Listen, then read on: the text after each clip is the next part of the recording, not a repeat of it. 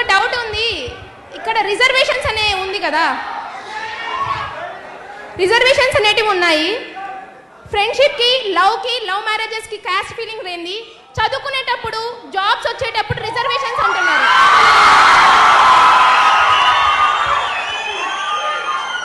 ఈ క్వశ్చన్ నేను ఒక్కటి క్వశ్చన్ చేస్తుంది, ఒకరిని మాత్రమే కాదు, ఇక్కడ ఉన్న ప్రతి స్టూడెంట్ని నేను క్వశ్చన్ చేస్తున్నాను. ఫ్రెండ్షిప్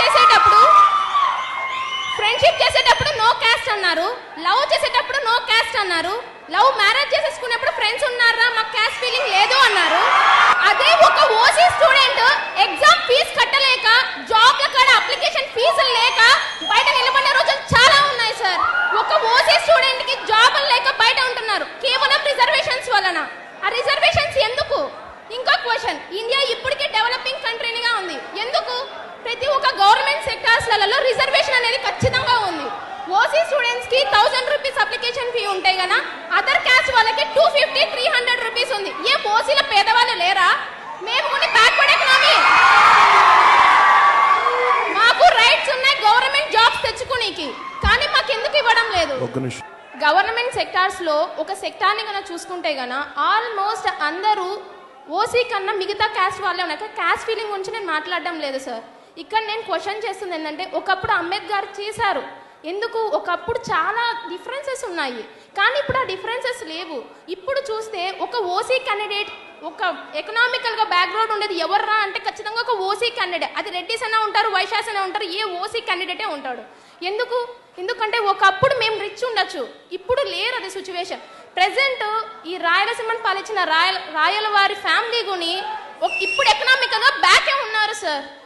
ఒక ముస్లిం కానీ క్రిస్టియన్ కానీ, ఇక్కడ నేను మెన్షన్ చేస్తుంది క్యాస్ట్ జస్ట్ ఫర్ ఇన్ఫర్మేషన్, నేను ఏ క్యాస్ట్ ఫీలింగ్ గురించి మాట్లాడడం లేదు.